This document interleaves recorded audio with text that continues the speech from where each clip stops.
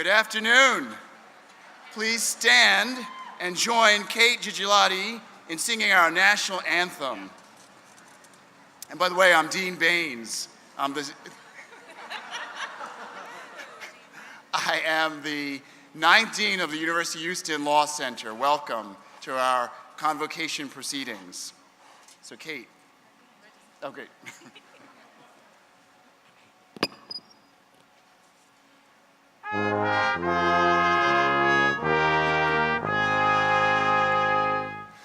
Oh, say, can you see by the dawn's early light what so proudly we hailed at the twilight's last gleaming, whose broad stripes and bright stars through the perilous fight o'er the ramparts we watched were so gallantly streaming, and the rocket's red glare, the bombs bursting in air, gave proof through the night that our flag was still there. Oh, say does that star-spangled banner yet wave o'er the land of the free and the home of the brave?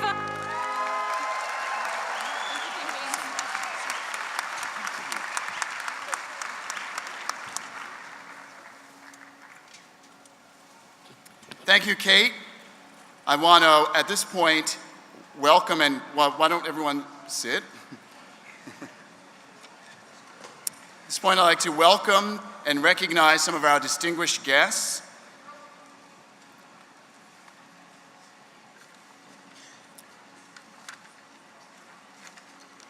And before that, hold on for a second.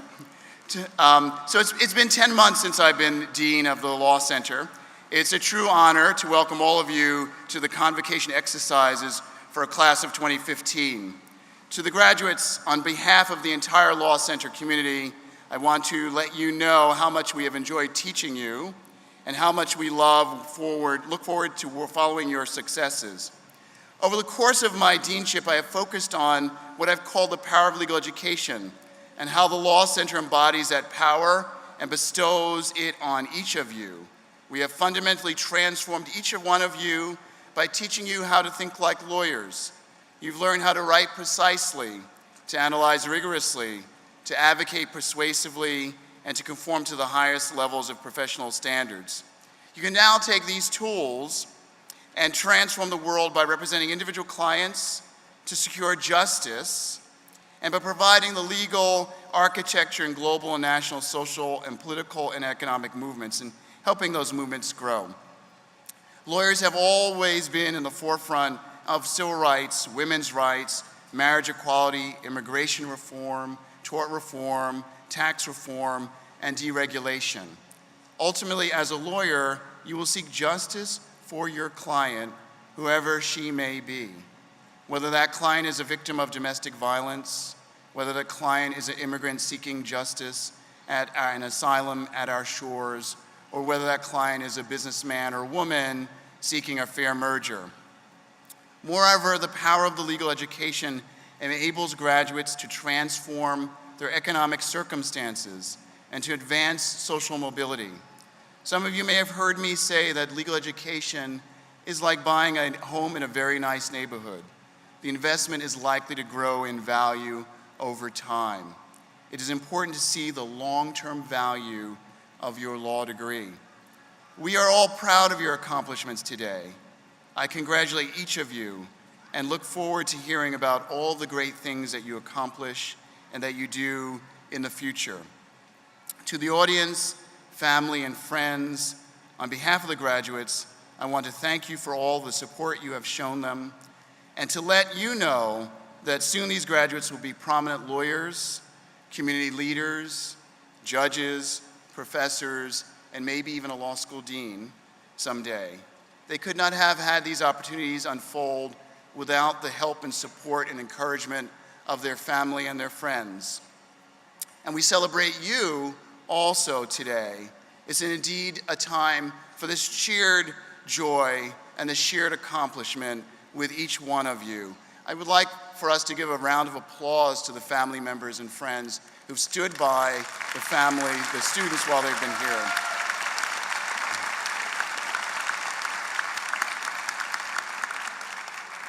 And I also want to now take the time to introduce several distinguished guests who have joined us today. Starting with the faculty of the Law Center, I want to thank them for their ongoing dedication to our students. Please stand and be recognized. To the faculty.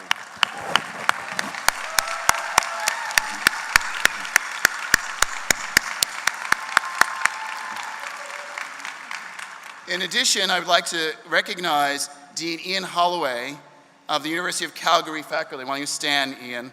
Dean Holloway will be hooding the first 3 graduates of our Joint International Energy Lawyers program. It's a unique partnership with the University of Calgary and the University of Houston, where students complete in 4 years a joint JD in both countries, qualifying them to take the bar exam in both countries. And so I'm really proud that Ian's been able to join us today.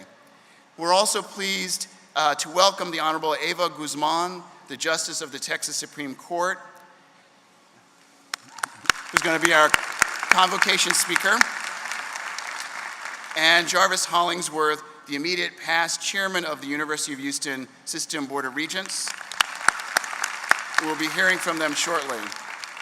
At this time, I'd also like to acknowledge members of our professional staff who work on behalf of the Law Center all year.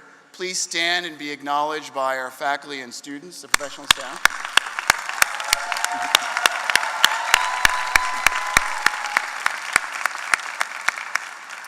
And last, I'd like to thank our growing presence of our alumni in the national and international realm.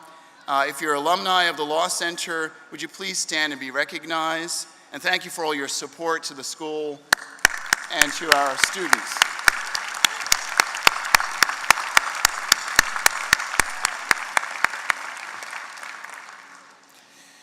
New graduates, as you press ahead with your careers, I encourage each of you to become active members of the Law Center community. Our success stories are intertwined, and each of our achievements will reflect on your law school and add to its standing. Now I'd like to introduce Regent Jarvis Hollingsworth. It gives me great pleasure to introduce him. He's one of our distinguished alums who excelled in many, many levels, especially giving back to the community and to the Law Center and to the university. Not only is he a successful partner, law firm partner at the law firm, the prominent law firm of Bracewell and Giuliani, but he's also immediate past chair of the University of Houston System Board of Regents. He's been repeatedly named a Texas super lawyer by Texas Monthly Magazine, and Black Enterprise Magazine has recognized him as one of the 75 most powerful blacks on Wall Street. As I mentioned, he's former chair of the Board of Trustees of the former chair of the Board of Trustees of the Teacher Retirement System of Texas, and served on the Board of Directors of the Texas Growth Fund, the Lehman Brothers Private Equity Advisory Board, and the State Bar of Texas. Regent Hollingsworth was honored at the Law Center's 37th Annual Gala for his support and commitment to the university and the law school. Former director of the University of Houston Alumni Association, he's also been a recipient of the Black Alumni Association's Distinguished Alumni Award and the Law Alumni Association's Private Sector Achievement Award. Regent Hollingsworth also has received a Bachelor of Science degree from the U.S. Military Academy at West Point and his Juris Doctorate from the University of Houston Law Center. Ladies and gentlemen, please welcome the Honorable Jarvis Hollingsworth.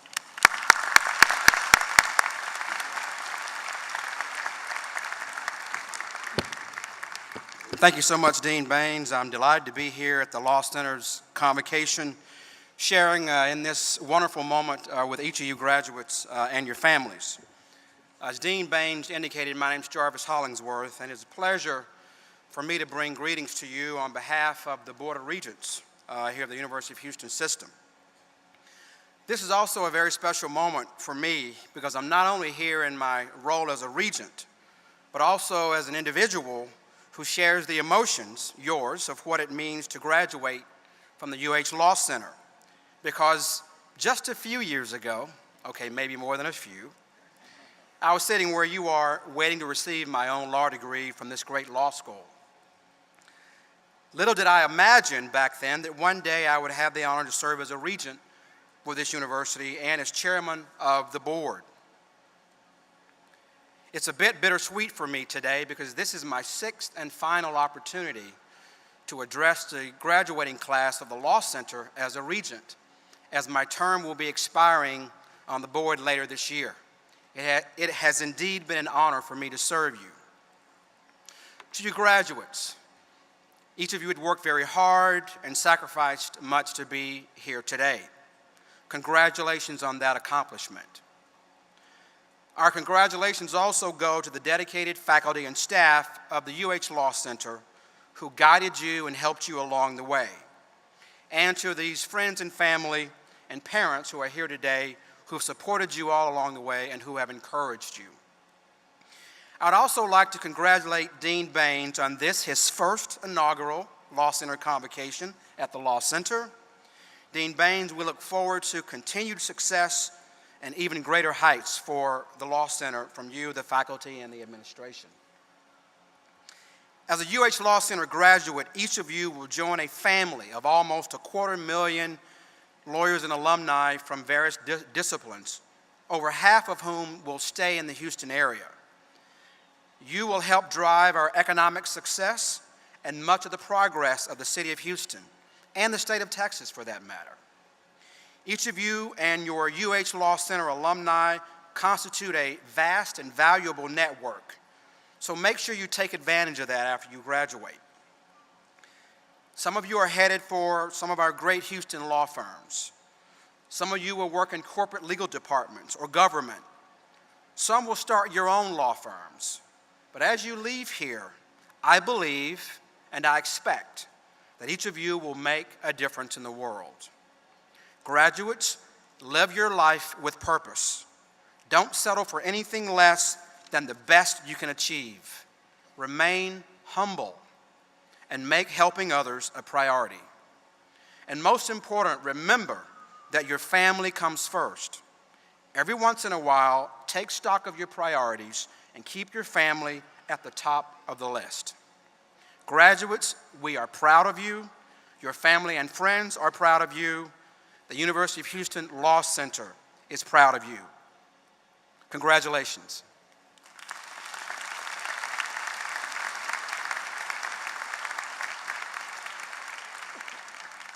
Thank you, Regent Hollingsworth. Now it gives me great pleasure to introduce our convocation speaker, the Honorable Eva Guzman. Honorable Eva Guzman was appointed to the Supreme Court of Texas by Governor Rick Perry. She was elected to a full term in November 2010 when she became the first Hispanic woman elected to a statewide office in Texas. Before her appointment, Justice Guzman served for almost a decade on the Houston-based 14th Court of Appeals. She began her judicial service on the 309th District Court in Harris County after an appointment by then-Governor George W. Bush. Now in her 15th year on the bench, Justice Guzman has consistently received high marks in judicial evaluation polls. Justice Guzman is the court's liaison to the Commission on Judicial Conduct, the Texas Access to Justice Foundation, and the Texas Access to Justice Commission, which is responsible for oversight and funding of the state's legal assistance programs for the poor. She's also chair of the Supreme Court's Permanent Judicial Commission for Children, Youth, and Families. Justice Guzman's devotion to the law and her community has been recognized by national, state, local organizations, including the State Bar of Texas, the Association of Women Attorneys, South Texas College of Law, Texas Women's Lawyers, the National Hispanic Bar Association, and Texas Executive Women. Justice Guzman was recently elected to the Board of Trustees for the Center for American and International Law. She is a member of the Board of Trustees of South Texas College of Law. Justice Guzman also serves on the Board of Visitors of Duke University School of Law. She previously served on the board of the Garland Walker's American Inns of Court. Since 2005, she has been an elected member of the American Law Institute. Justice Guzman has served as an adjunct faculty member of the University of Houston and the American Bar Association Family Law Trial Advocacy Institute. Justice Guzman holds a BBA from the University of Houston, a law degree from South Texas College, and an LLM from Duke University School of Law.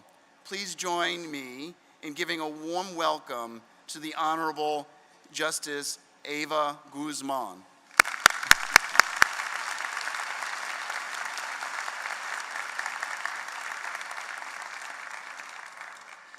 Thank you, Dean Baines, for that very kind introduction. I know that yesterday was a very exciting day here on campus, and I know that those of you that attended commencement ceremonies had a celebrity in your midst. I know I can't compete, but what I'll say about what we celebrate today, your graduation, is all right, all right, all right.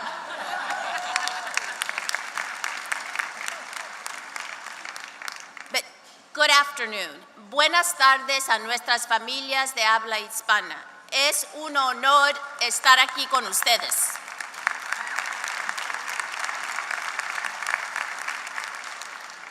Dean Baines, members of the faculty, graduates of the class of 2015, family and friends. I'm so honored to celebrate this significant achievement with you. Now, a very wise justice on our nation's high court once remarked that commencements are not for the benefit of the graduates who would probably rather have their diplomas mailed to them at the beach, but instead for their family and friends. But today, after 3 long years, I'm sure many of you would prefer to be on the beach, but I have news for you. I am certain that the family and friends who stood by your side during these 3 years would also like to celebrate at the beach. But in all seriousness, commencements give us an opportunity to celebrate the end of one journey and mark the beginning of another. Difficult to see, always in motion is the future. These famous words from Star Wars' Yoda, the legendary Jedi Master, capture the excitement and the uncertainty of the future. Members of the class of 2015, today we celebrate your future. We applaud your achievements and we honor the commencement of your lives in the law. Though today marks the end of law school, the close of the first chapter of your journey in the law, in the words of Winston Churchill, this is not the end. It is not even the beginning of the end, but it is perhaps the end of the beginning. Today, you cross the threshold, you step out of academia and into the high calling of the legal profession. Amazing possibilities lay ahead because you are equipped to do extraordinary things. And we celebrate with you, but we pause to recognize that this day was made possible for you by the love and support of your families and by the energy, commitment, and devotion of an exceptional law school faculty.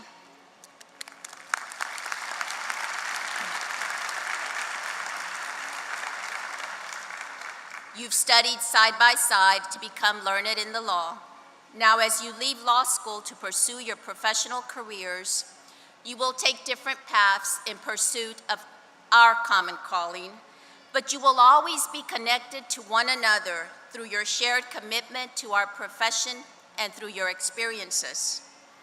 And because wisdom comes from experience, we often look to our own journeys to impart lessons to others. I know this is the case with the advice I have given my own daughter, Melanie, and on a few rare occasions, she's taken it. But today I've chosen to share with you some of what I've learned about the practice of law and the commitments that have guided my journey in the law and my transition from a simple working-class neighborhood, the barrio, to our state's highest civil court. And I begin with a word about my reverence for the University of Houston system. I grew up only a couple of miles from this beautiful campus. I was one of 7 born to hardworking parents of very humble means, very modest means, but they refused to have modest means for their children. They believed all 7 of their children could do anything that they wanted to do. And so they inspired us, and they inspired us through their example and their confidence. So the University of Houston was a key part of the dreams of my parents, and as such has always had a special place in my heart and is woven into the fabric of my life. You see, although my parents only had grade school educations, 6 of their 7 children are graduates of the University of Houston.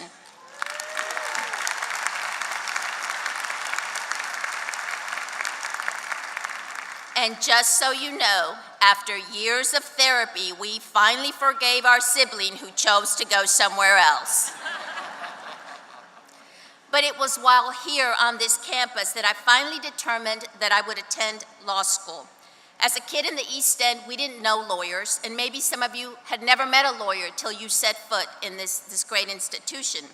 But despite our lack of access to the courts and to lawyers in my old neighborhood, I knew growing up that lawyers could mean the difference between liberty and freedom, between losing a home and salvaging a livelihood, and yes, even between life and death.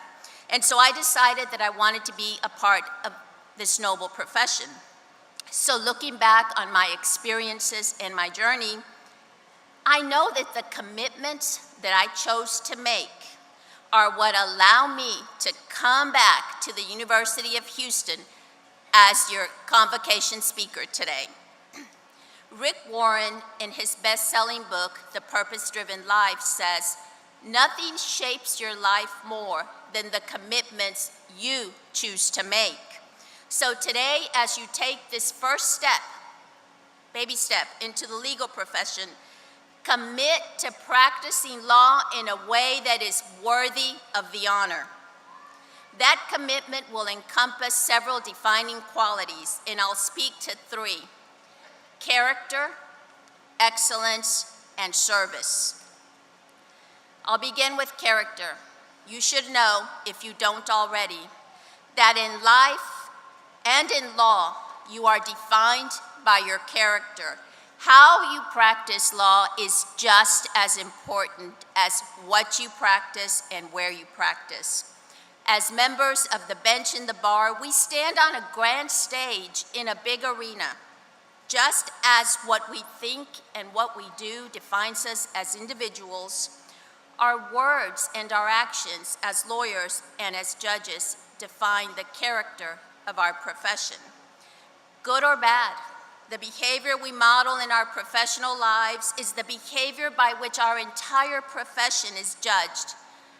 That's a weighty responsibility. Indeed it is. But it is also an extraordinary opportunity for each of you to make your mark in the law. Because we are each the face of the legal profession in our communities, we get a chance to show the world what we value. Membership in the bar comes with great expectations from clients, employers, peers, the public, and yes, judges. I hope to see some of you in my courtroom. But as lawyers, you must live up to those expectations. You will be expected to bring order to chaos and clarity to confusion. Where there is anxiety and distress, you will be expected to allay those fears. When things have gone terribly wrong, people will look to you to bring a sense of security, comfort, hope, and peace.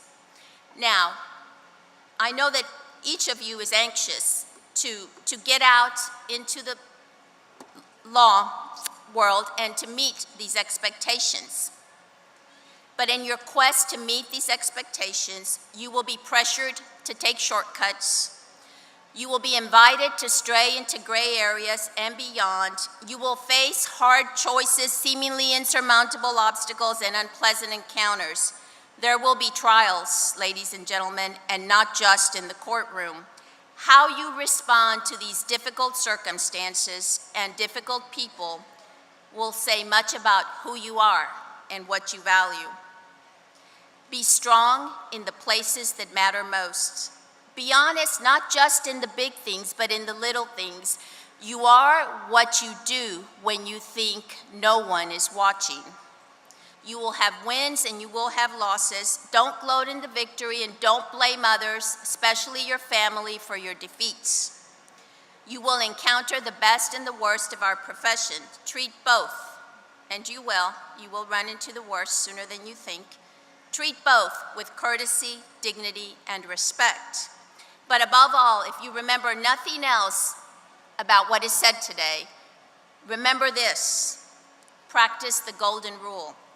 No creed, no philosophy, no professional code of conduct could provide a more timeless or more comprehensive guide for the practice of law or the living of life than this simple maxim: treat others as you would have them treat you. Remember, a life in the law is not a job, it is a vocation, a high calling, a passion. That brings me to my second commitment. The American novelist Pearl Buck observed, "The secret of joy in work is contained in one word: excellence. To know how to do something well is to enjoy it. To pursue your passion, to find joy in practicing law, pursue excellence. Be a master of preparation, priorities, and professionalism. Be willing to take risks and admit mistakes. Be good stewards of your gifts. Be grateful in your successes and in your failures." What? Be grateful for failures? Yes, be grateful, especially for failures. Mistakes, failures, and disappointments are woven into life. They are part of the human condition. To one degree or another, they will be woven into your professional lives. Resolve today to find gift in failures. Don't let the what-ifs defeat you or paralyze you. Instead, learn from mistakes and press on with a resolute next time. After having been interviewed for the position of Supreme Court Justice on at least 5 occasions, it felt like double that amount. I felt the weight of what I deemed my own failure. But at the insistence of mentors and friends, I looked to the future and to next time. 2009 was my next time. So when you fail or when you stumble, and you will, think of the failure as a prelude to triumph. The third and final commitment I urge you to make today is to serve others. This is something that comes from my heart in a way that everything else I've said cannot possibly measure up. And that is because in my work for the Supreme Court as the liaison to the Access to Justice Commission, I have seen how there are 5.6 million Texans who live at or below the poverty level. Texans who will never be able to enter a courtroom the way you will. Texans whose voices will never be heard unless you make them audible. Texans who will feel invisible unless you take them out of the shadows. Serving others is a lawyer's chief purpose, and it is a core part of the legacy that you, as graduates of this law school, carry with you into the future. It's a legacy that's shared by legal giants, by graduates of this law school like Justice Raul Gonzalez, who served on the court in the 1980s and 90s. Despite working in the fields of South Texas as a child, he rose to serve with great distinction on the Supreme Court of Texas he continued to serve his community as well. It's a legacy that's shared by my current colleague on the court, Justice Jeff Brown, an Eagle Scouts who represents the very best in our Texas judiciary. You have had at least 6 of your graduates serve on our state's highest court. But I ask you today to commit to serve more than your paying clients. Commit to take your skills, your talent, your expertise, and your know-how into our communities and to serve the underserved. The commitment to serving others is one of the enduring traditions of our profession. Pro bono service is essential to maintaining access to justice and to give meaning to the words that are inscribed on the facade of the United States Supreme Court building, equal justice for all. When I discuss the challenge of equal justice for all, I'm always reminded of something my mother told me shortly after I became a judge. Still probably in disbelief that a child of immigrants was appointed, she said, "You have such an important job now.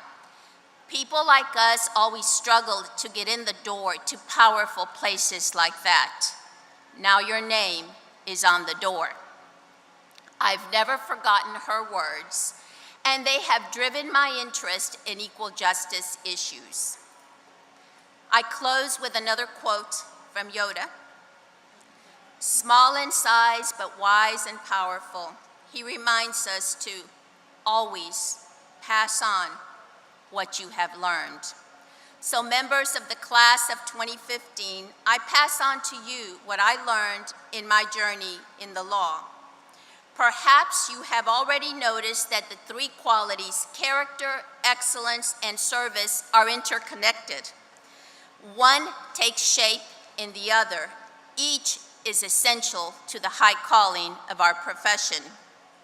Indeed, though the future is difficult to see, the fruit of a legal career grounded in character, excellence, and service is not. As you begin your professional journeys, commit to building a character worthy of your high calling, to pursuing excellence in every aspect of your legal careers, to using your professional credentials to serve others, and most importantly, commit to helping each other along the way. Extraordinary opportunities lay ahead for the class of 2015. May God bless each of you with continued success. Thank you.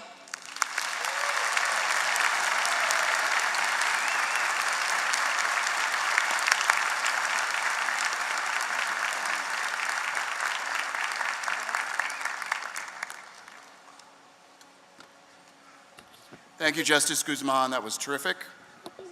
Very inspiring. Now it turns to the formal conferral of degrees. The formal conferral of degrees took place at the university-wide commencement ceremony last night, in which it was acknowledged that the graduates before us have completed all the requirements of their respective JD and LM degrees. We today will now proceed to the hooding part of the ceremony. So hooding ceremonies date back to the Middle Ages, when the first universities came into being. Today, there are special recognitions for the master or doctoral degree candidates. During this part of the ceremony, a faculty member places a hood over the head of a graduate, signifying successful completion of the graduate program. Here today, to assist with this year's hooding, are law professors Zachary Bray and David Dow.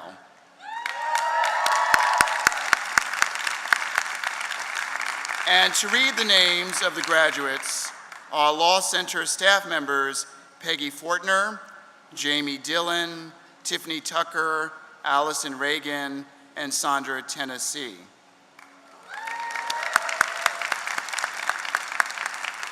During the hooding, we will also confer Distinguished Service Awards to certain graduates. These awards, which are voted on by faculty and staff, are given to students for outstanding service to the institution and their fellow students. The individuals receiving these awards will be identified today as they are being hooded. So why don't folks who are going to be doing the, what is it? Why don't we start the ceremony? And I think I stand here.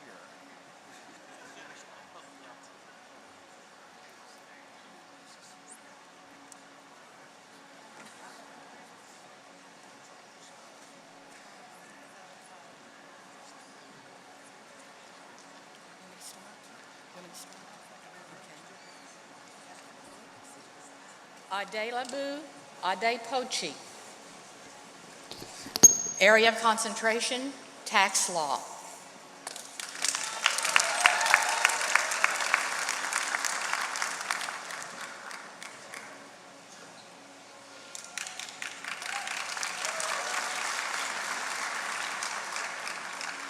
Yao Adubofor.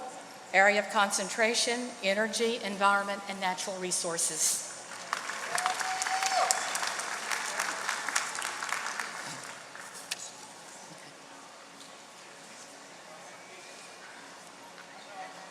Ira Agai, tax law.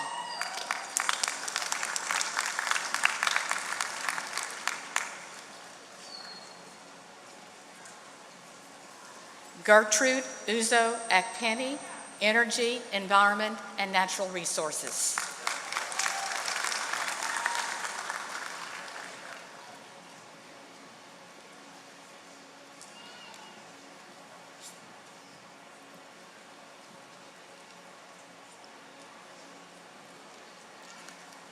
Lotachukwa Chinwoke Apu Okwe, area of concentration, foreign scholars.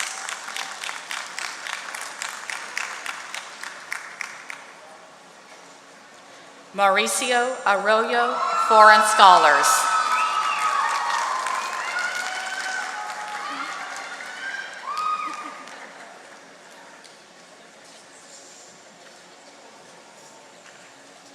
Talia Otar, foreign scholars.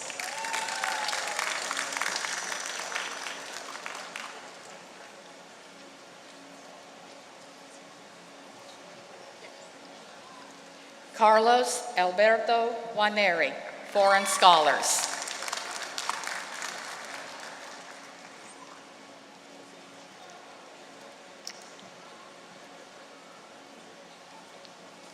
Cynthia Bermudez, foreign scholars.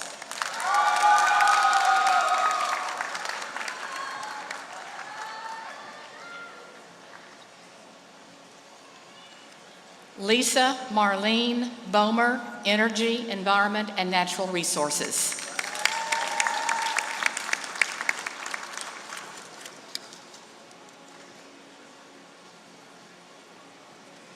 Esther Bonafanta Marquez, intellectual property and information law.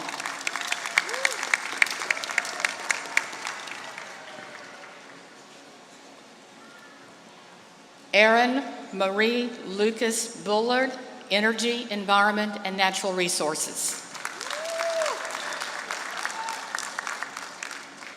Carlos Eduardo Calderon Diaz, international law.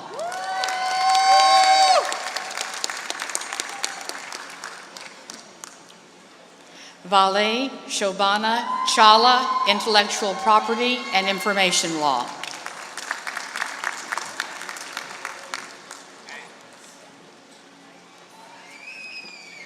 Patrick Alexandro Chinchilla, foreign scholars.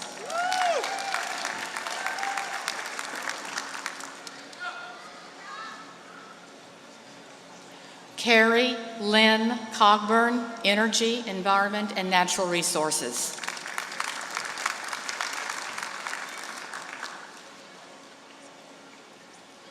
Mariana Costa Figueiredo, energy, environment, and natural resources.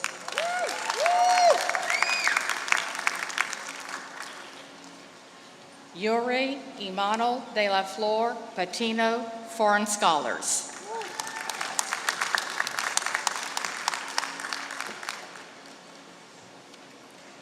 Jamal Detto Jr., energy, environment, and natural resources.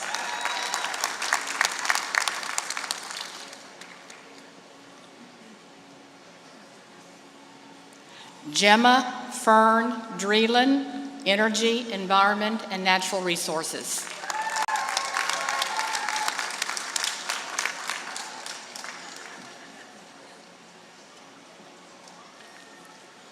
Tabriz Yusuf Ibrahim, Intellectual Property and Information Law.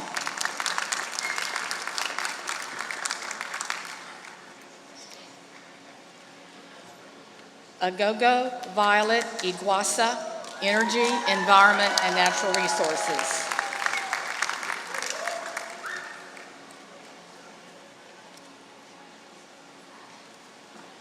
Abenta Hans Ijobi, Energy, Environment, and Natural Resources.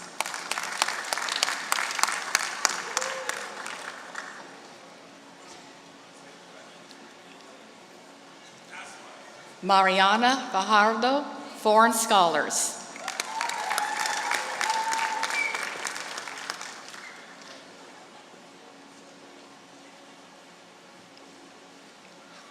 Olubanga Fawahimi, Energy, Environment, and Natural Resources.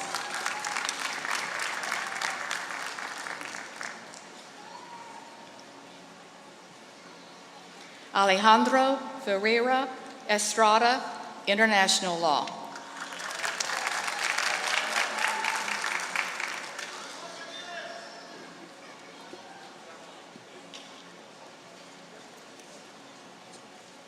Laura Elizabeth Fierro, Foreign Scholars.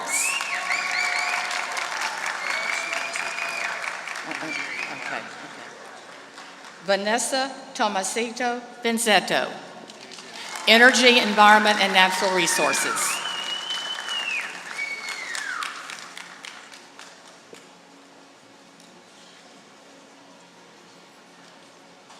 Paulina Gaddy, International Law.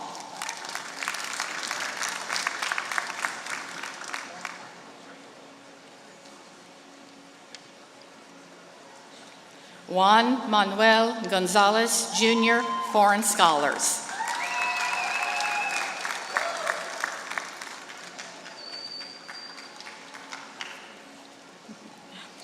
Barry Hansen, Energy, Environment, and Natural Resources.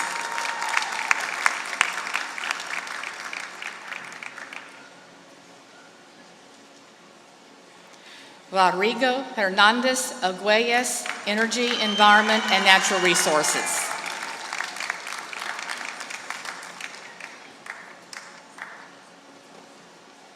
Norma Johnson, International Law.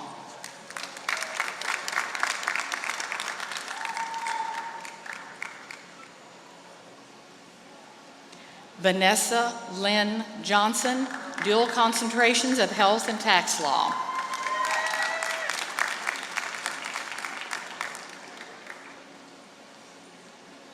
Victoria Yubura Karuga, Energy, Environment, and Natural Resources.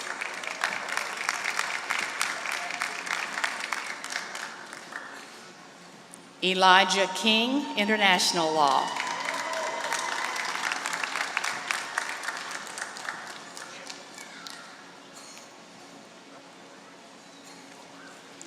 Anastasia Karenchenko, Energy, Environment, and Natural Resources.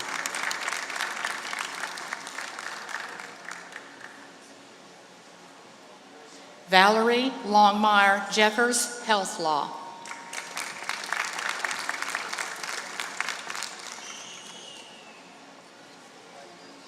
Eva Marie Lopez Rimares, Foreign Scholars.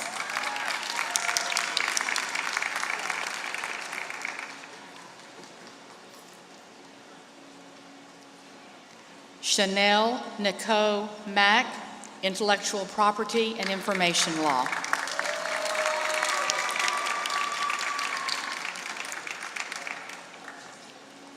Elliot McCardle, Tax Law.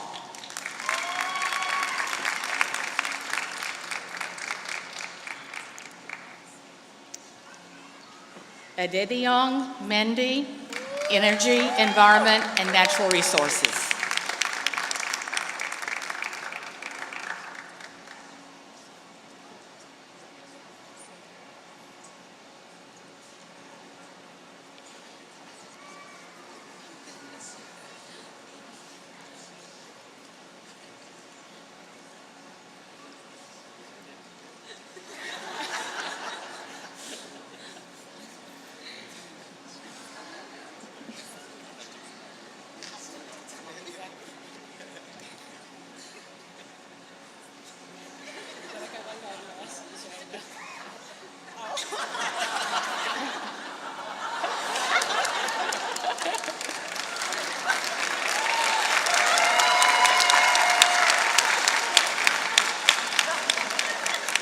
Kenyon Kirkpatrick Moore, Health Law.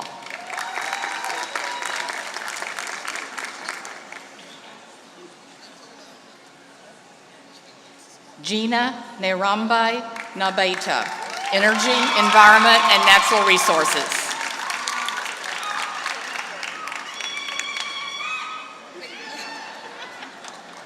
Karen Nishan, Energy, Environment, and Natural Resources.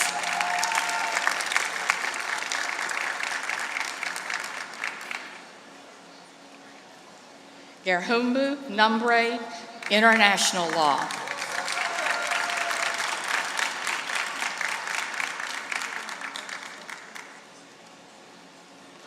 Peace and Quar, Energy, Environment, and Natural Resources.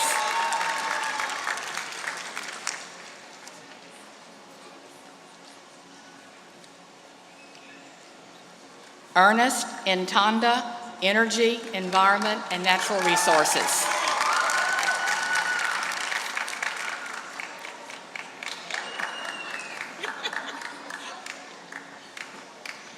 Chigoziri Ogichi Wakama, Energy, Environment, and Natural Resources.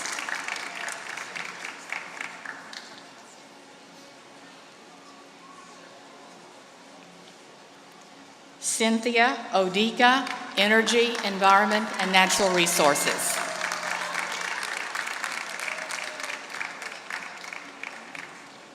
Simisola Olokolu, Energy, Environment, and Natural Resources.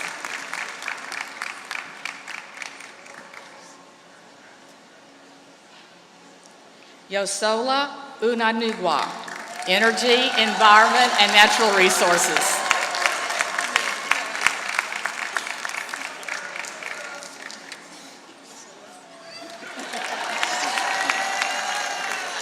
Oluwatosin Ani, Health Law.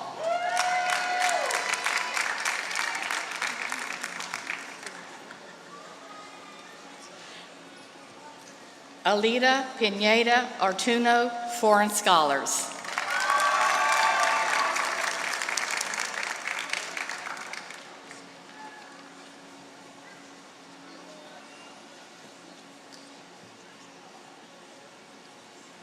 Osaseri Osezua, Energy, Environment, and Natural Resources.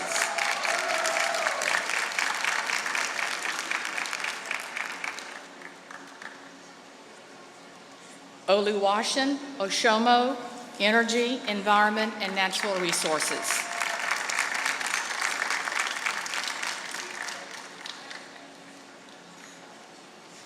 Anna Patrus, Energy, Environment, and Natural Resources.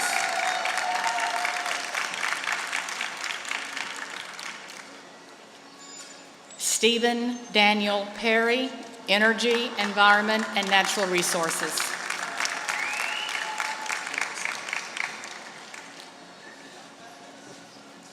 Kat Poormister, Health Law.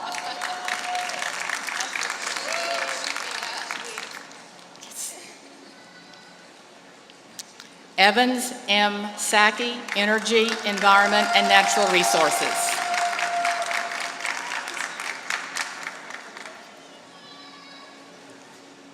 Charbel Spear, Health Law and Tax Law, dual concentration.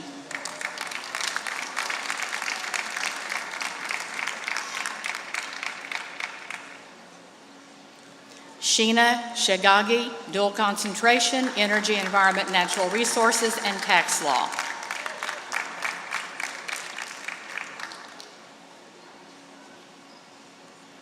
Maria Eugenia Stanley, International Law.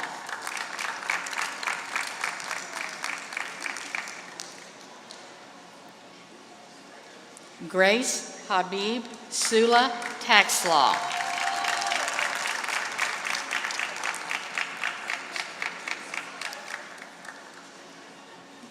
Laura Lee Torres Cutt, Health Law.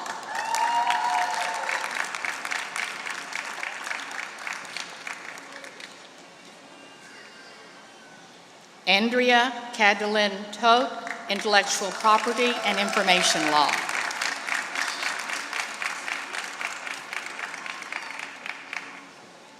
Iziwane Cherish Ukabum, Energy, Environment, and Natural Resources.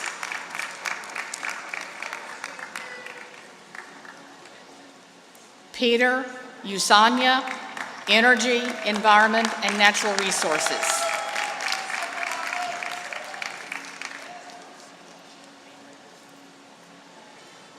Marinas Velasquez, Energy, Environment, and Natural Resources.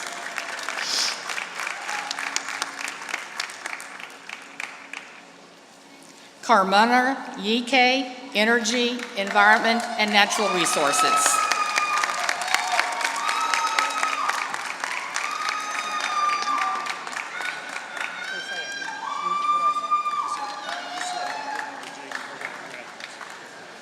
This begins the JD graduates.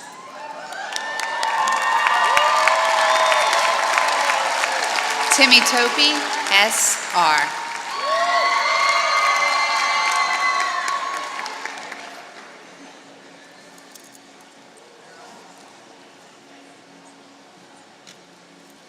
Ian Kelly Armstrong.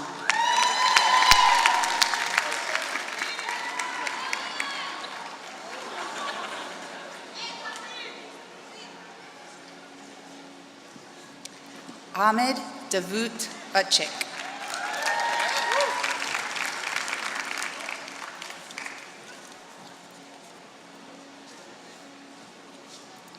Eric Kenna Avat Avantis.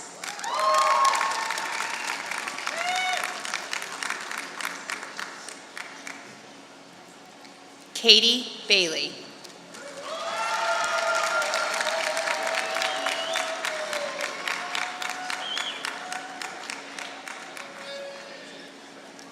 Giovanni Bardios.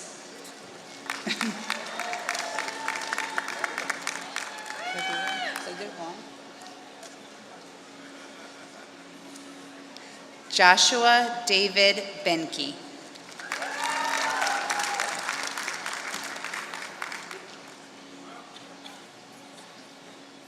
Daniel Patrick Biter.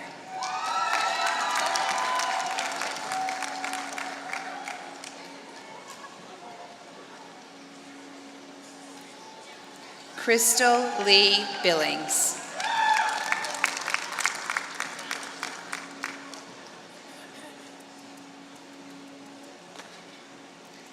Emily C. Berlansky.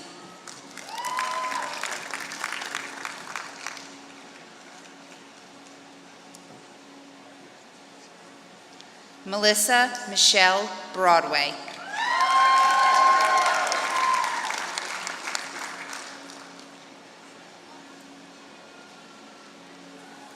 Judith Zoe Kador is recipient of the Distinguished Service Award and is being hooded by Judge Vanessa Gilmore, class of 1981.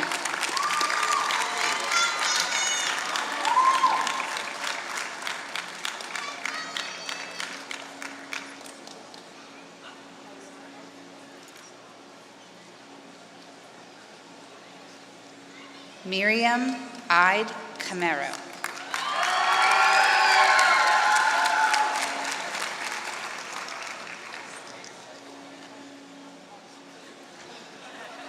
Matthew Tyler Cameron, magna cum laude.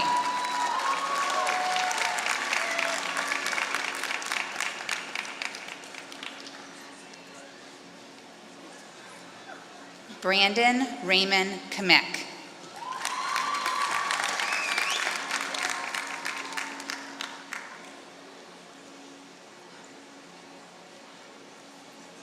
Meredith Ann Carr.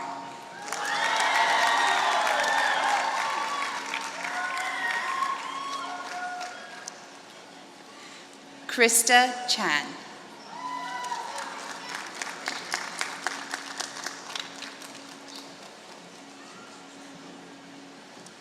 Nimra Chowdhury.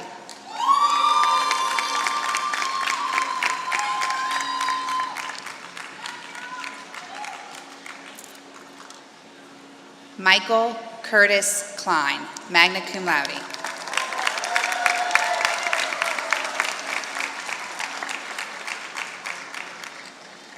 Gregory Daniel Copps.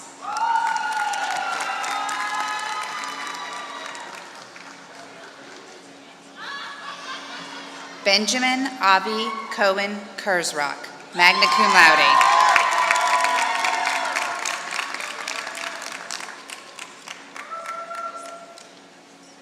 Simone Colson.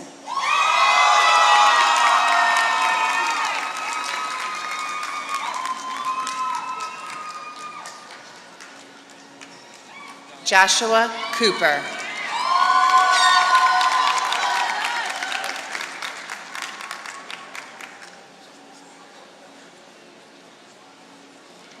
Pierce Thomas Cox.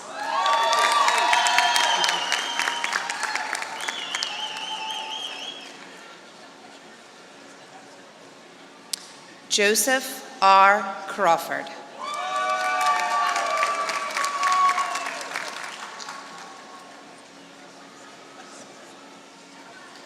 Veronica D. Cruz, cum laude.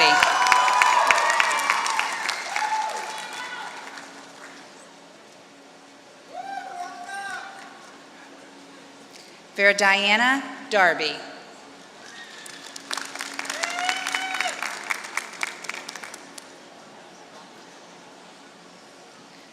Liddell Davenport, cum laude, recipient of a Distinguished Service Award.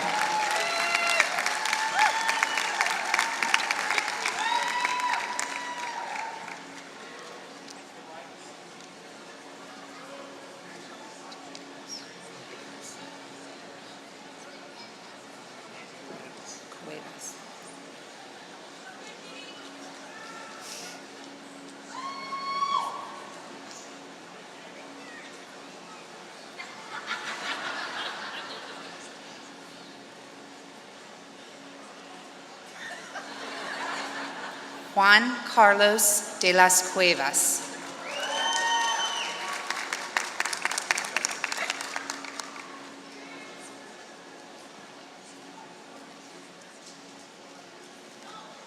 Annalise Elizabeth DeFrank.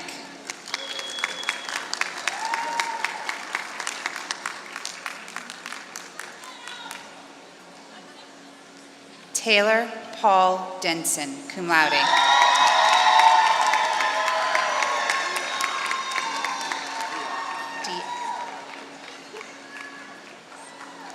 Sammy Diab.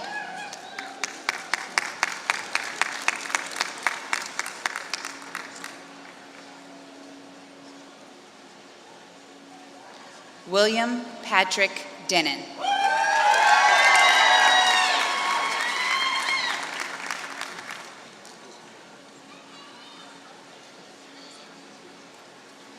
Charlotte Shenandoah Dysert.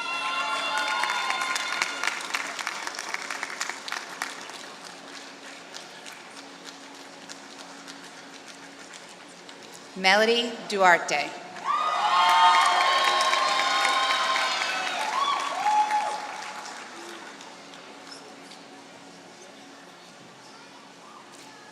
Catherine Degas, cum laude.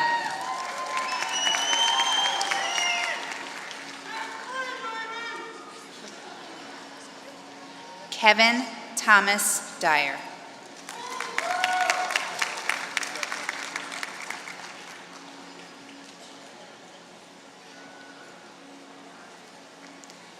Preston Scott Ehlers.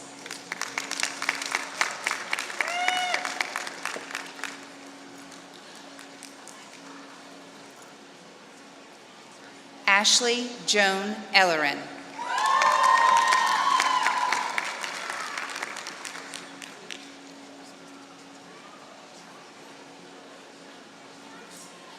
Yang Jong Oh.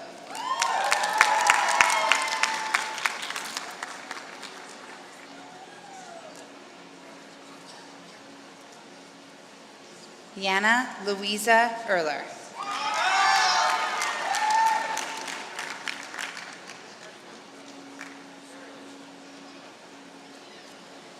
Kevin Andrew Falvo.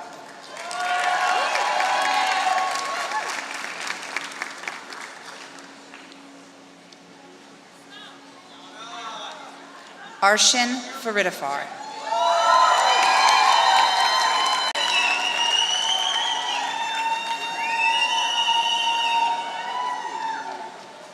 Paloma Victoria Fagali.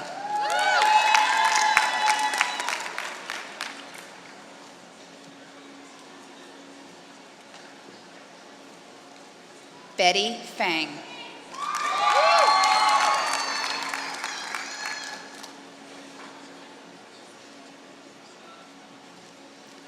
Lauren A. Fisher Flores, recipient of the Distinguished Service Award.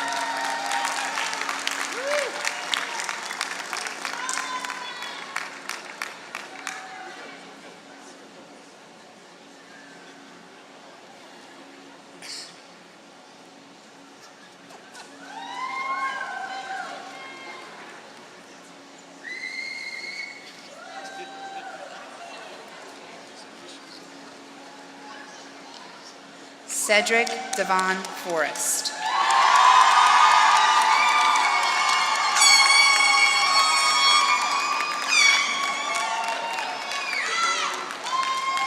Benjamin Friedman.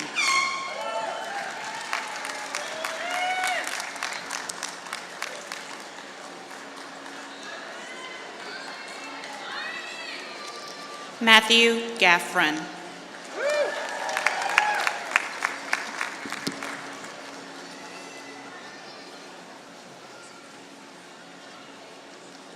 Alan J. Garcia.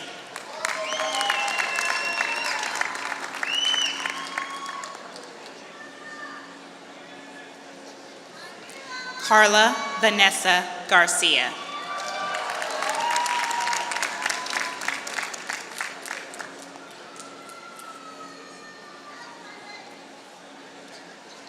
Andrew Joseph Geppert, magna cum laude.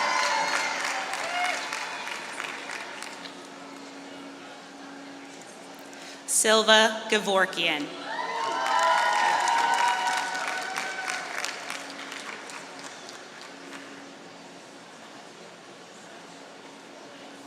Courtney Giles, cum laude.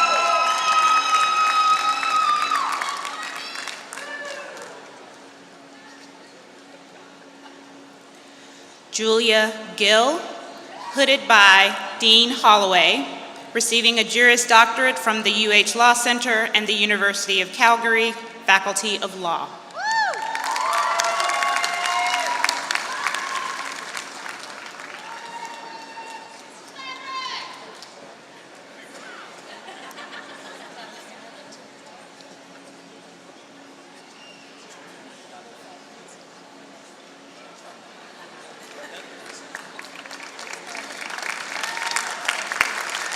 Shane Thomas Gilroy.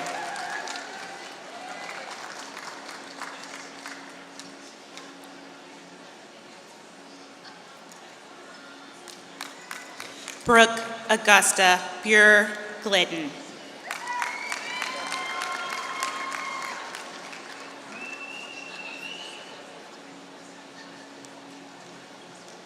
Matthew Coleman Good.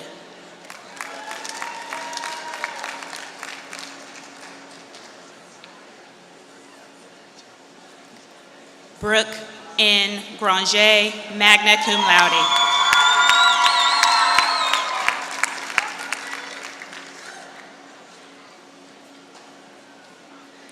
Austin I. Gray, magna cum laude.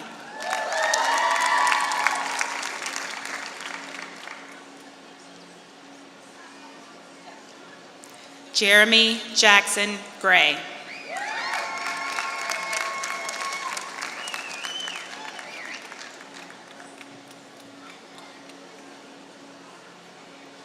Catherine Noel Gray.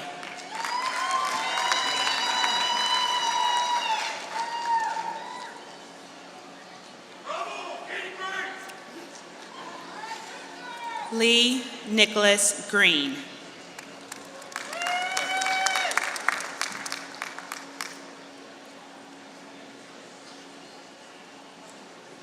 Russell Wesley Ryder, cum laude.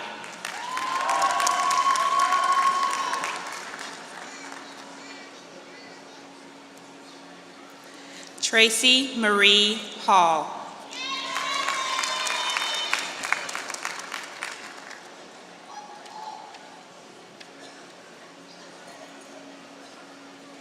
Evan Harlow.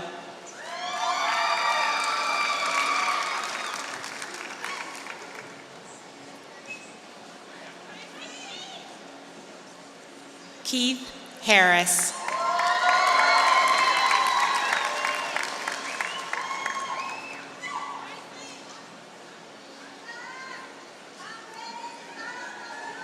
Uzair Hassan, hooded by his brother, Muzamil Hassan, class of 2009.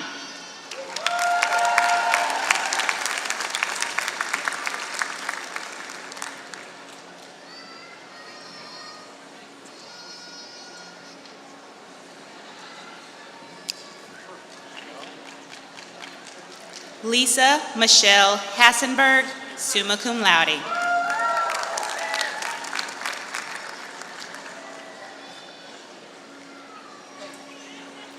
Crystal Henry.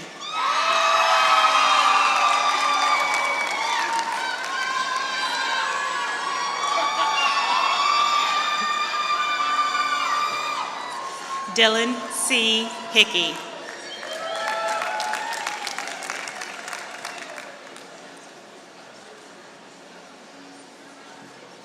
Marcelo Alejandro Hoffman.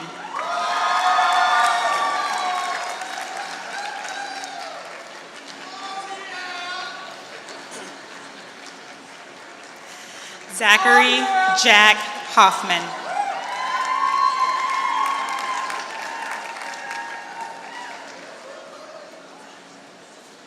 Laura Page Hogue.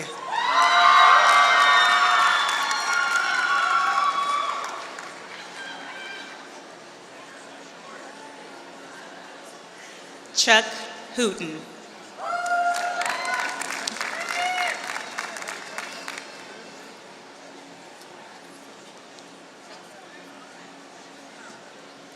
Richard Weldon Howard.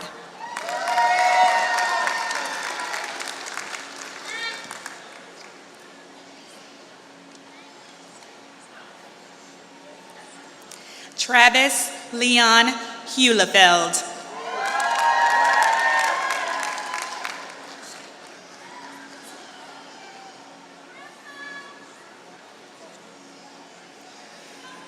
Lauren Antoinette Hurst.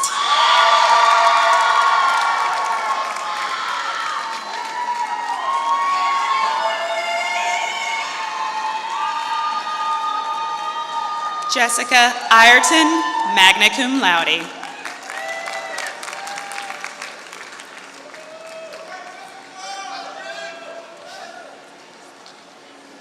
Katie Nicole Jackson.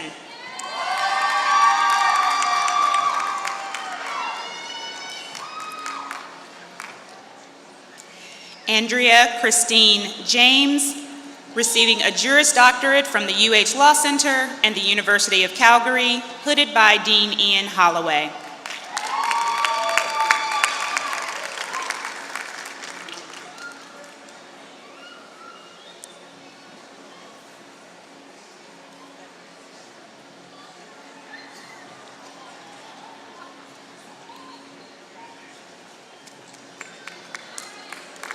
Eric Owen Janitins.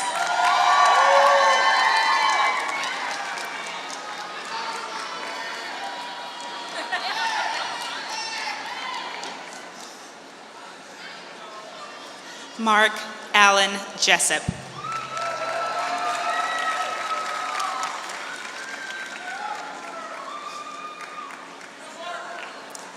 Dominique Johnson.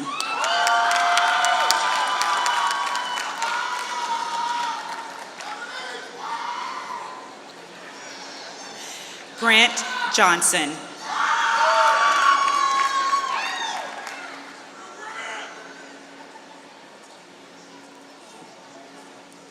Patrick Johnson.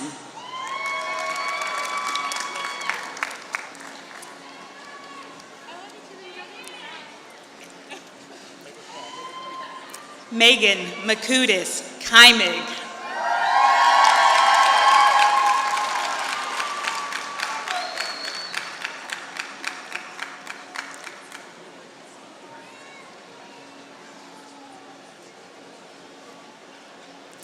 Ruben Tyler Kendrick, magna cum laude.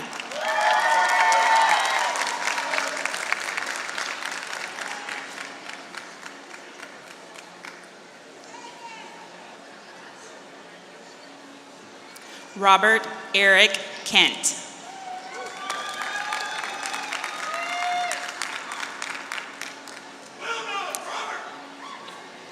John Edward Kettler.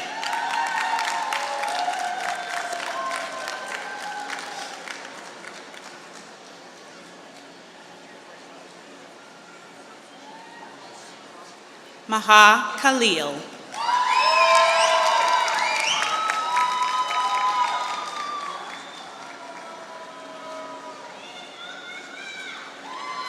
Rafi R. Khan.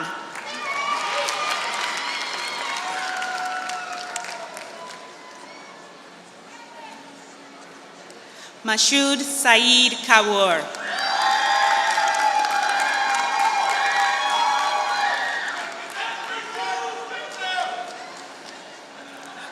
Jeffrey Michael Kirk.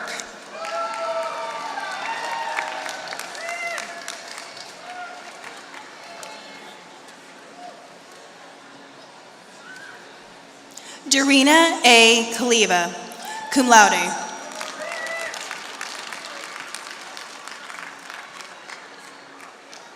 Melanie Ann Coulterman.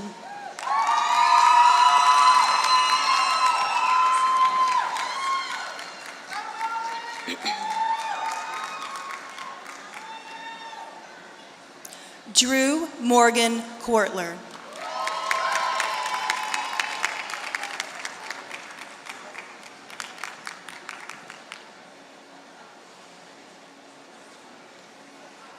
Teresa Elizabeth Langley, cum laude.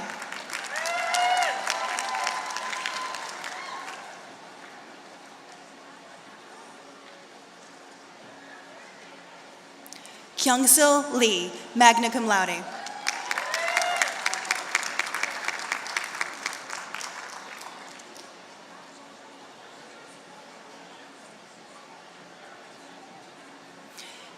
Keith Lefkowitz.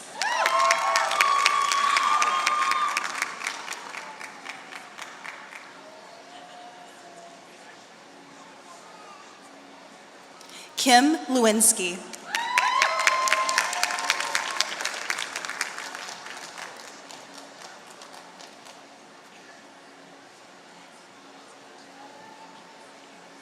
Yi-Wei Liu.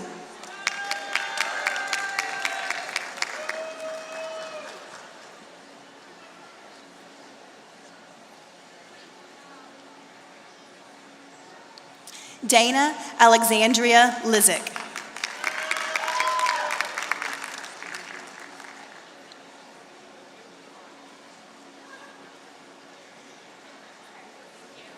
Lance Mitchell Lukenbach.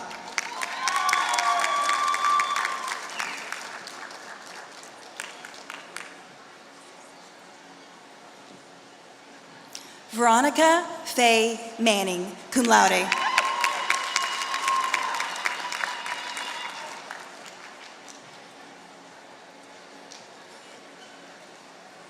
Gordon Martins, summa cum laude.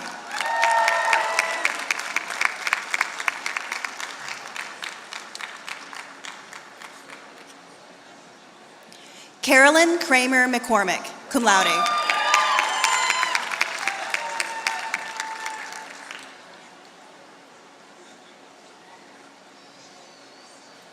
Brian James McGrew.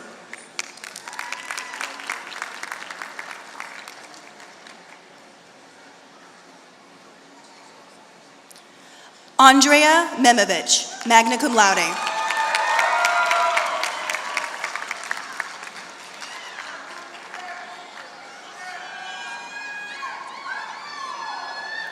Monica Annette Mensa.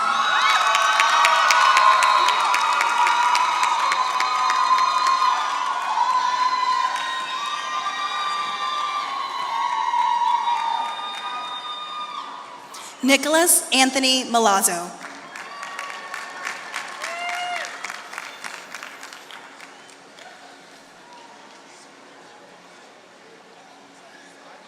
Patrick M. Miller.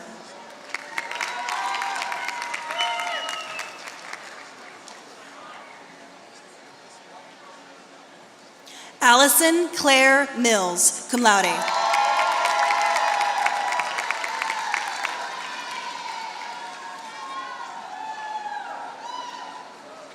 Kevin Patrick Mitchell.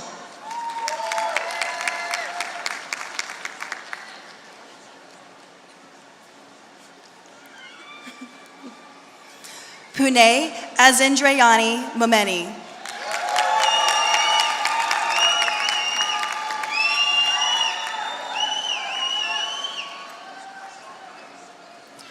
Moises Morales.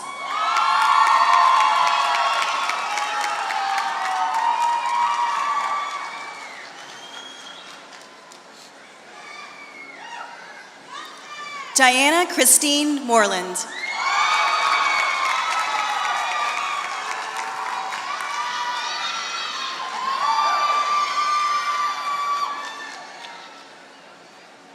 Jana Marie Murray, cum laude.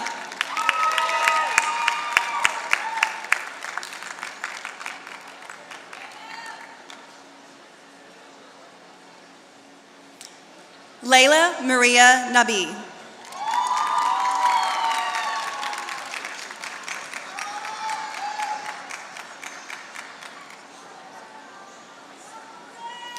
Laura Kelly Napoli.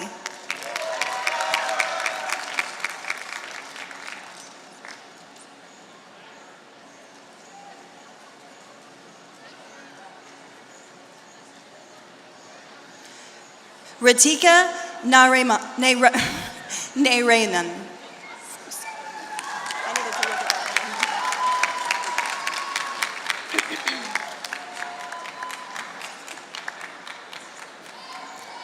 Clay Stewart Nelson.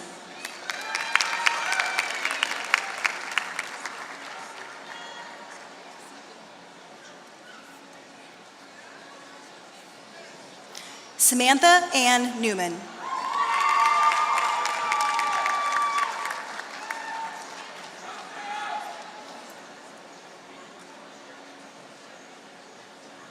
Ingrida Mara Norbergs.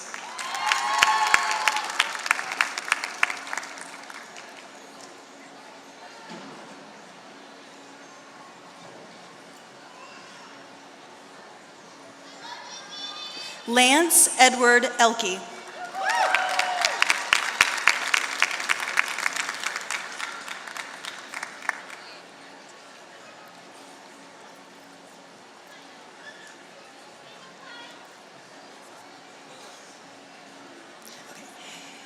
Chuki Diogo Chisum Oyenuzi.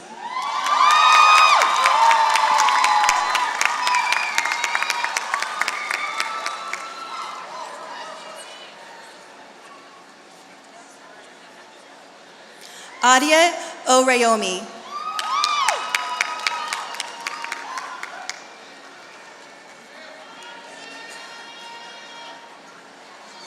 Lena Guyun Park.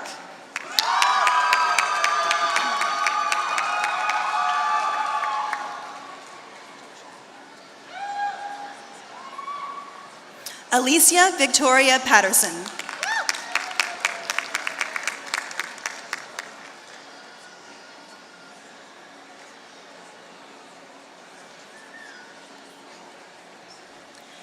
Eglinton M. Puvrell Moss.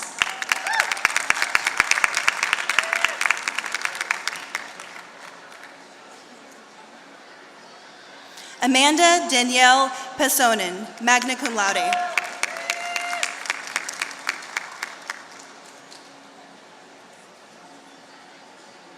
Anna J. Phillips.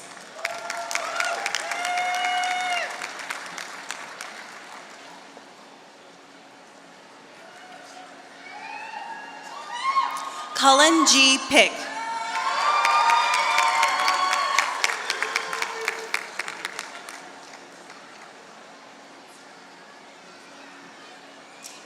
Nicholas Raymond Pierce.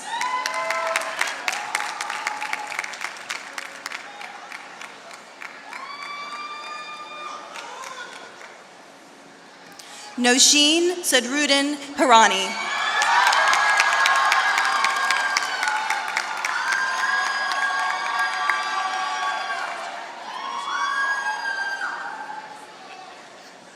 Marcus Lewis Rabinowitz, summa cum laude.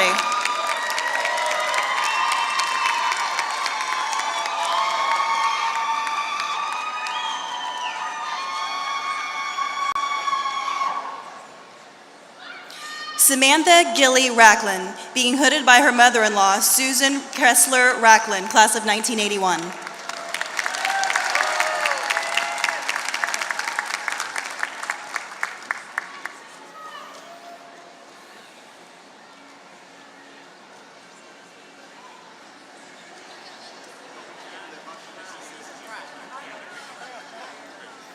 Kyle Christopher Rafferty.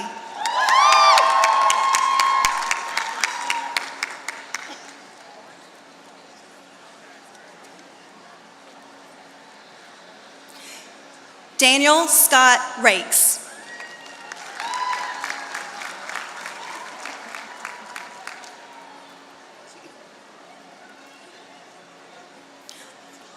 Lauren Elizabeth Randall.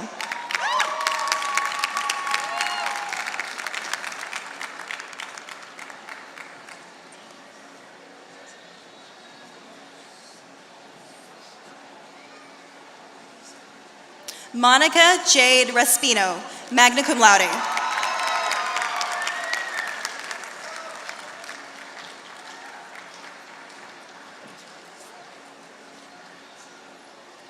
Daniel Anthony Ray, cum laude.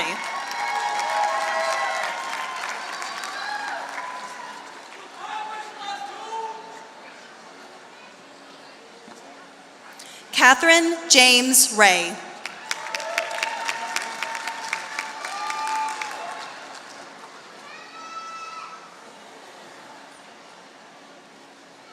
Weston Prescott Ray.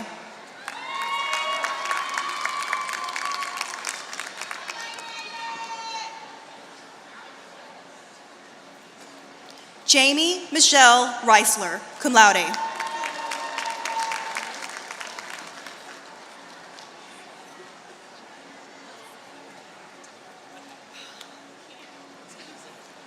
Estella May Rendell.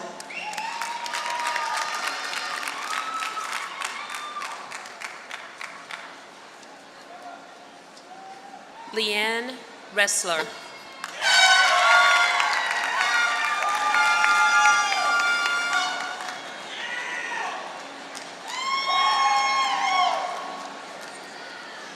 Stephen Frank Myers Risley.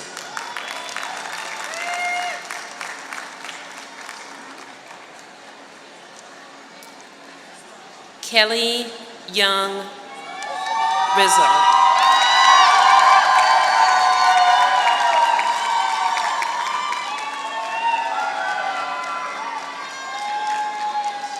Jeffrey Randall Roser, magna cum laude.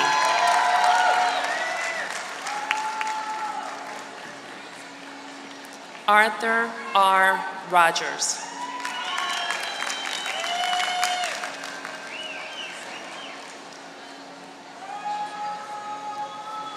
Destiny Caitlin Stamper Roman, summa cum laude.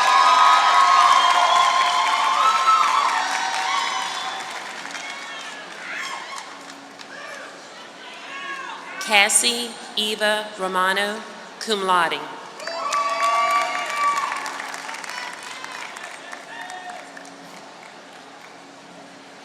Megan Lee Roper.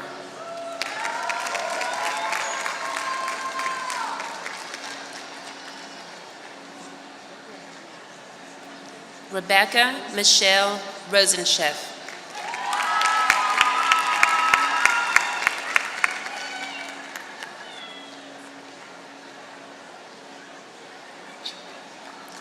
Andrew Furman Ross.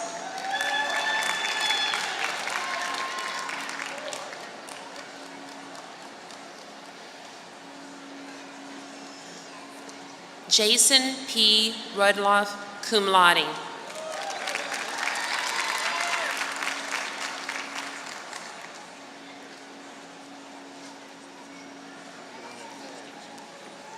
Kiri Lee Ruiz, summa cum laude.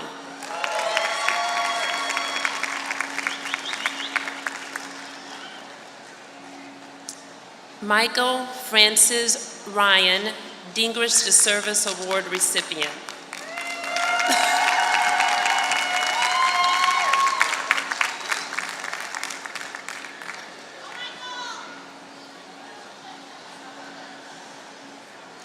Barrett Bruce Sheetka, magna cum laude, receiving a joint degree from UH in Calgary, being hooded by Dean Ian Holloway.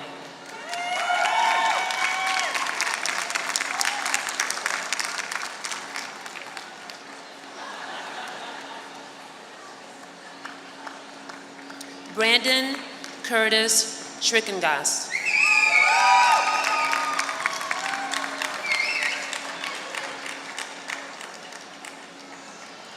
William R. Schultz.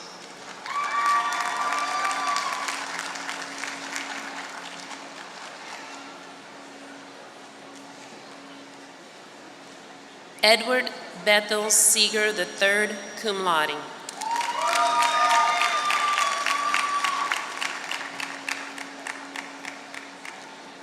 Pala Jotendra Shah.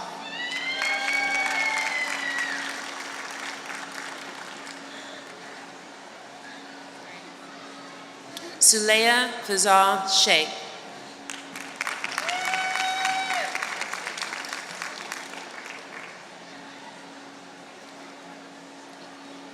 Jennifer Sheedy.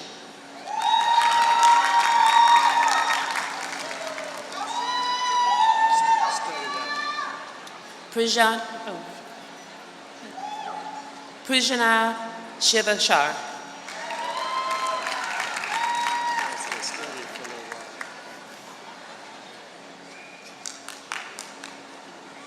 Rebecca Ann Shore.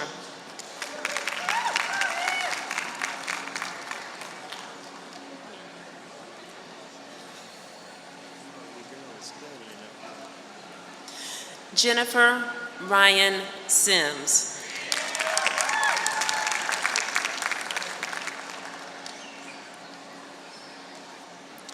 Matthew Alexander Skelton.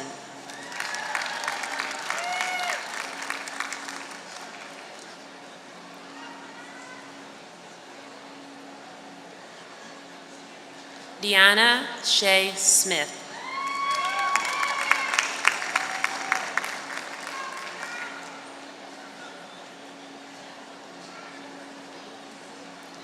Kaylee Kristen Smith.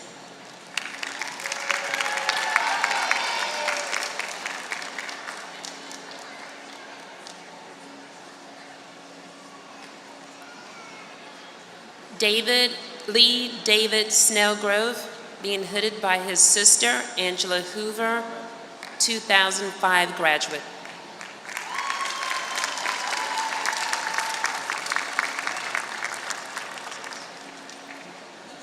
Brian Schrubar, magna cum laude.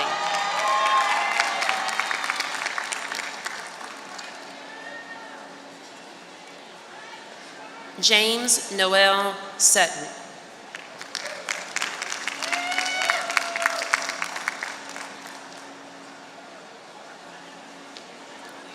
Marshall Swanson.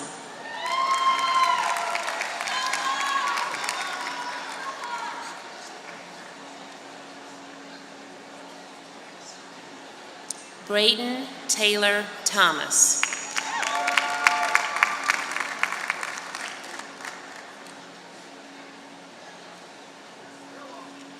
Sabra Gerard Thomas, cum laude.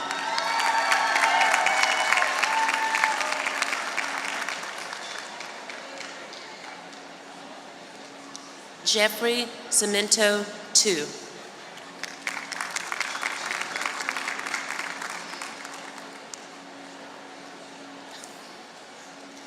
Tracy Gabrielle Toll.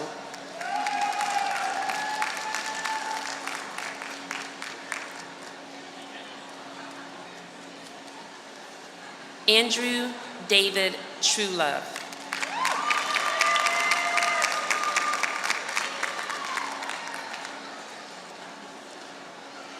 Clara Shee.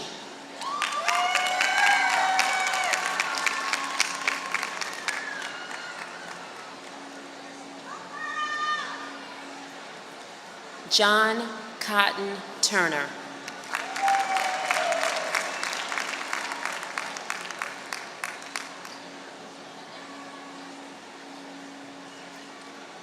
Anthony Urbanek.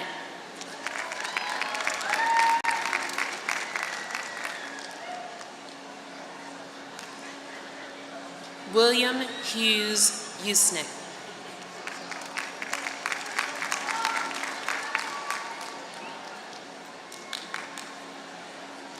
David Velasquez.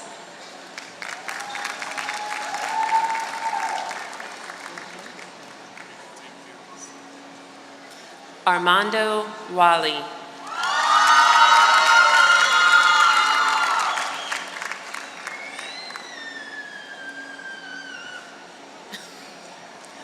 Jameson B. Walters.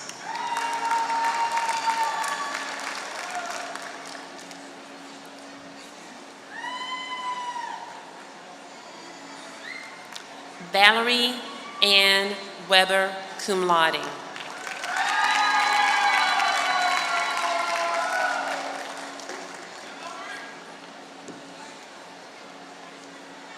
Rebecca A.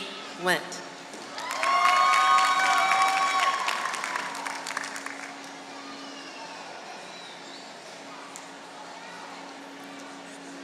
Carrie Elizabeth Wheatley.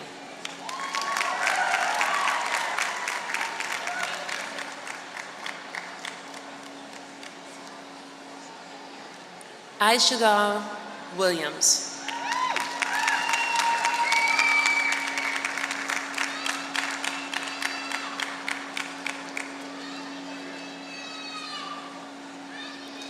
Caitlin Janelle Williams.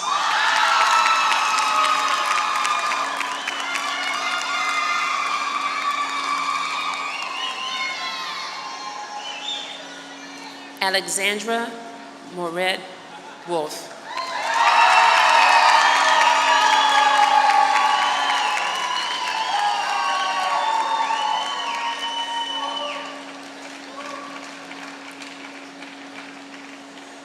Yin Shu.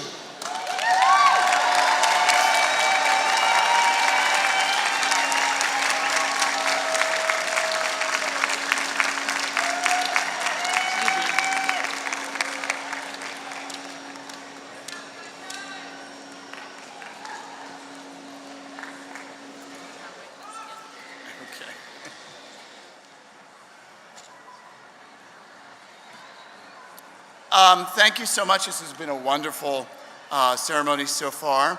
At this time, the University of Houston Center would like to award posthumous law degrees to two of the members of the class who passed away this year, who are with us in spirit, even though they may not be here in body. It's James D. Gray and Bodine T. Schwern. Bo is also a recipient of the Distinguished Service Award for his contributions as a student leader.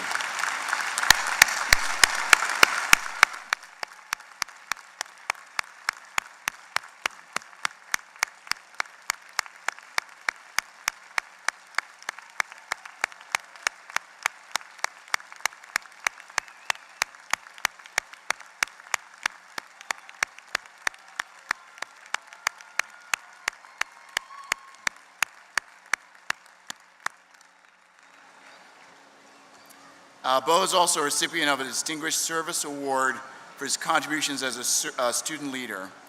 Our thoughts and prayers are with their families of James and Bo today. So please join with me in a moment of silence to remember the hard work, their dedication, of these students who left us too soon. And even though they may not be with us, they are with us in spirit, and they'll always be part of this family of graduating class and part of our Alumni Association. So let's take a moment of silence to remember them.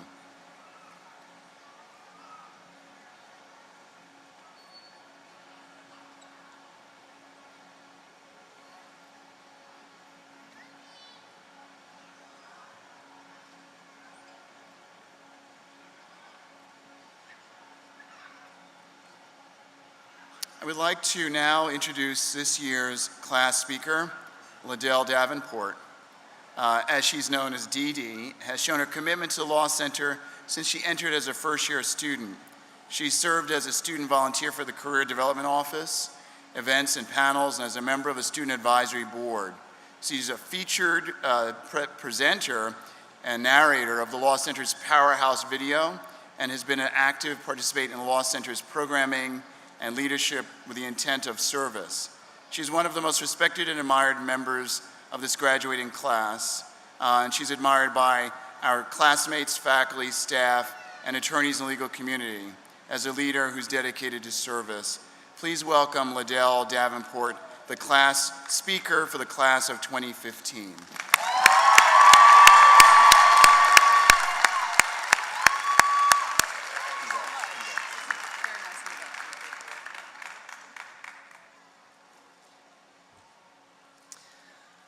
Good afternoon. I'd like to start by thanking my classmates for allowing me to represent us all here today. I am incredibly honored, and I'm also completely aware that at this point in this ceremony, you'd like me to hurry it along. So I'll have you know I have about 6 minutes of material planned, but if it takes me 10 minutes to deliver it, you all have Professor Perdue and his storytelling class to thank for my luxurious pace and my dramatic pauses. On behalf of the class, I'd like to start by thanking all of our family and friends, those that are here today, those that are still looking for parking, and those that are, for one reason or another, not able to be with us. I think every graduate would echo the sentiment that we would not be here without you, without your love and support and understanding, especially over these last few trying years.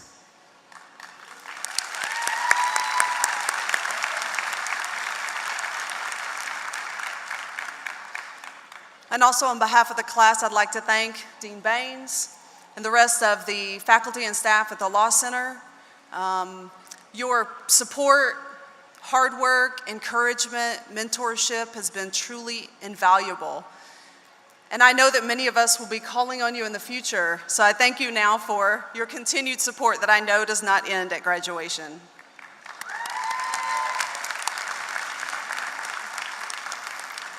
And the class would like to recognize 2 staff members individually. Vicki Crane, who has answered 100 silly questions, and those were just from me. And Derek Gabriel, the only person who hates final exams as much as the students.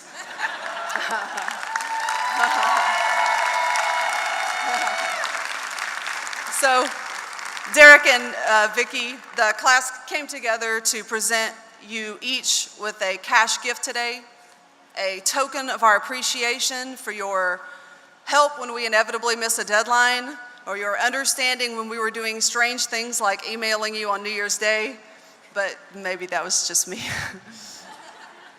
But your support, your hard work for us has greatly appreciated.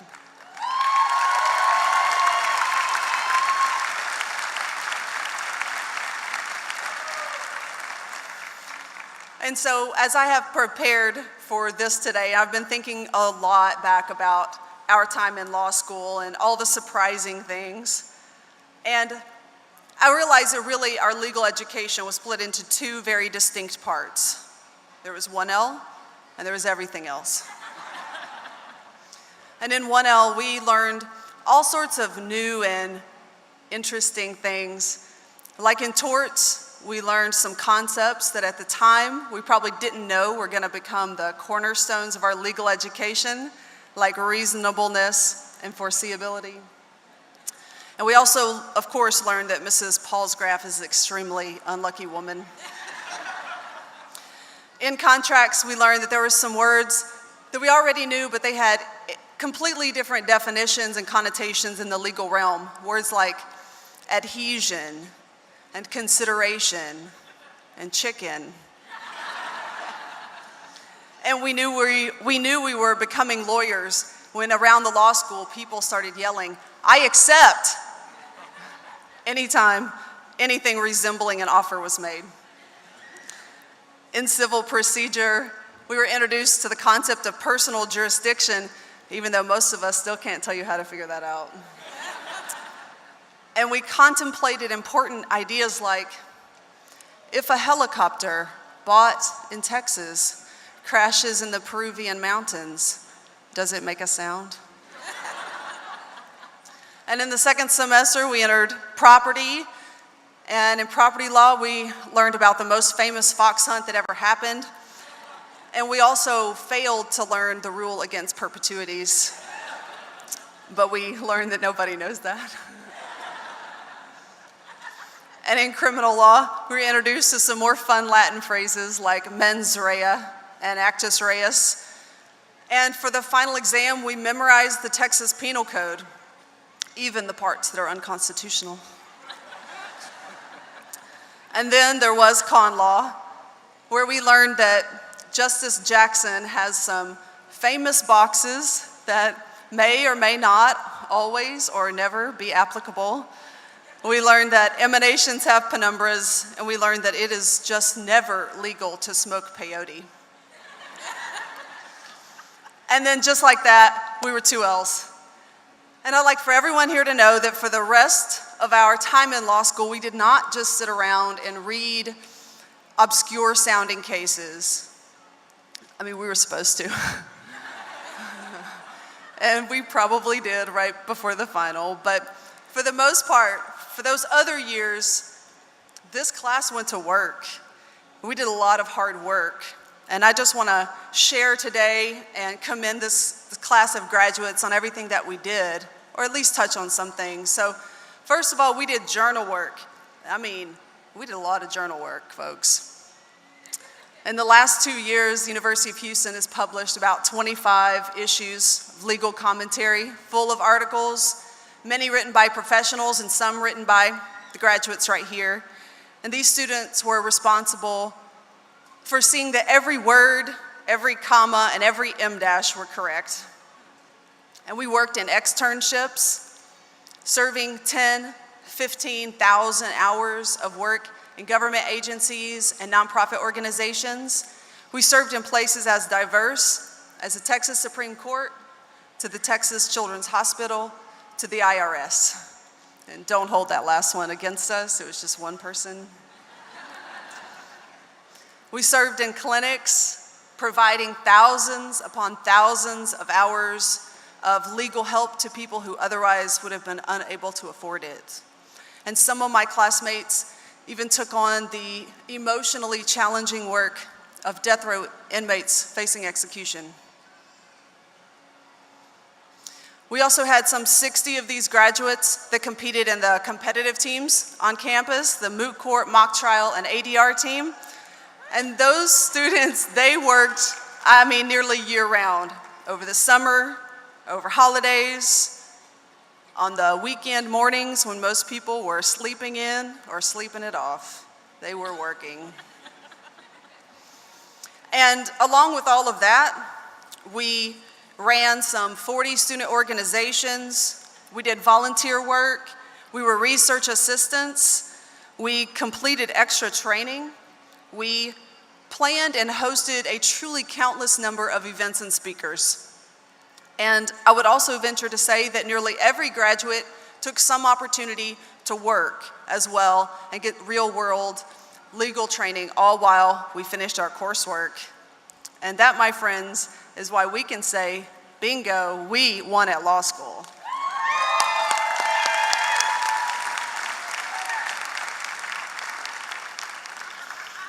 And that brings me to the final thing I'd like to talk about, and that's just what I found to be the most surprising thing about law school. And so for me, the most surprising thing about law school was just how well we got to know each other, especially our section mates. I mean, we really know each other, and I've been trying to figure out how that happened. And I think part of it is a very easy answer.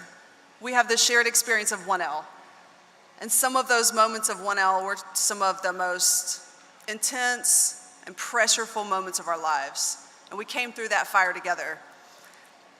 But I think there's another part to that answer, and that is, it's just timing, that we met each other at the time when we started law school, and when law school was starting to reshape our thinking, and we're starting to learn to think like lawyers, which means to just boil things down to the essentials.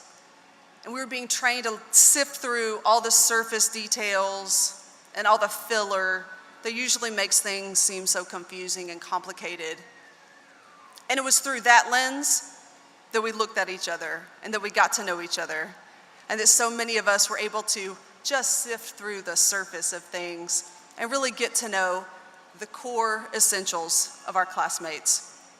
And to have had that opportunity to build those sorts of bonds with a group of people that I now get to go into a profession with, it's a surprising and extraordinary gift that I'll always treasure.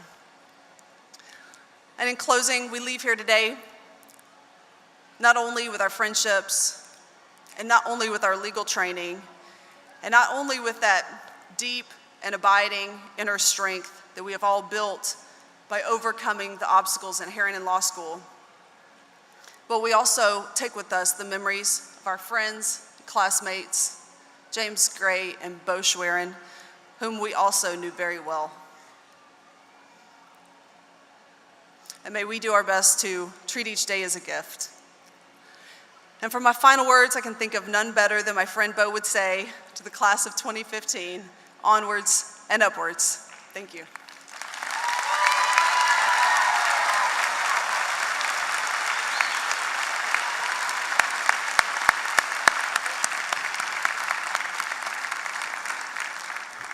Thank you, Dee Dee. That was terrific.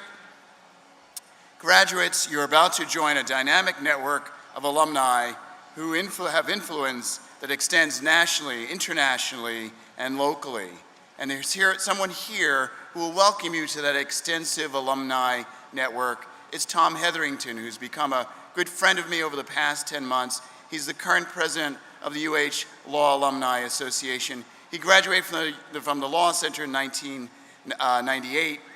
So please join me in welcoming Mr. Hetherington to the microphone. He wants to take a photo of us. What happened? He lost his camera.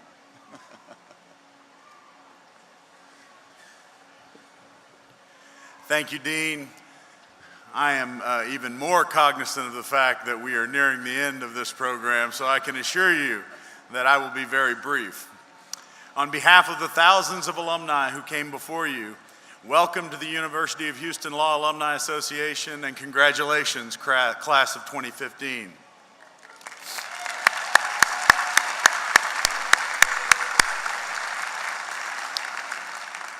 Dee Dee just spoke about the valuable network that you have created during your 3 or 4 years here at the Law Center. The men and women who sit to your left and right are not only your friends and classmates, but will also become your colleagues, your clients, your employers, and perhaps the judges before whom you appear. And so it's important over time to nurture those relationships, to maintain them, and to remember the bond that you all share today.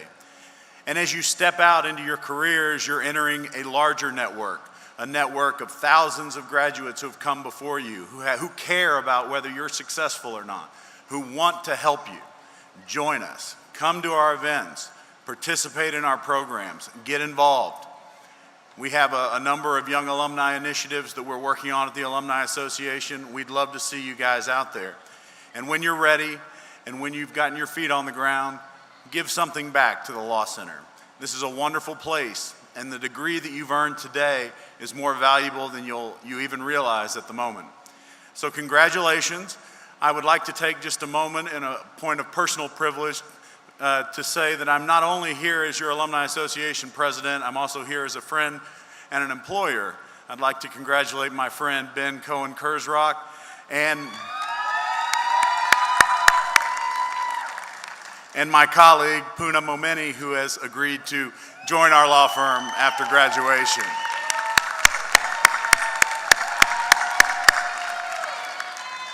Congratulations, class of 2015.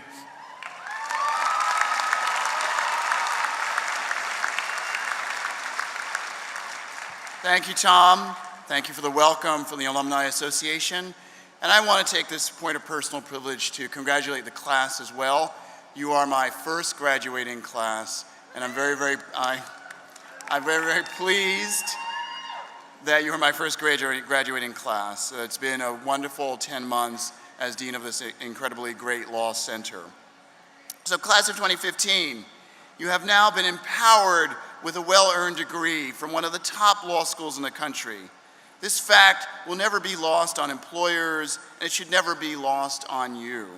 As you move forward with your careers and your accomplishments, I encourage you to become ethical and effective advocates for your clients, and to dream big and reap the benefits of your commitment and hard work. I now invite all our graduates, their families, and friends and faculty, distinguished guests, alumni, and staff to join us for a reception at the Law Center immediately following this convocation. These exercises are now concluded, and I would ask the audience to remain seated while graduates exit the pavilion. Thank you so much.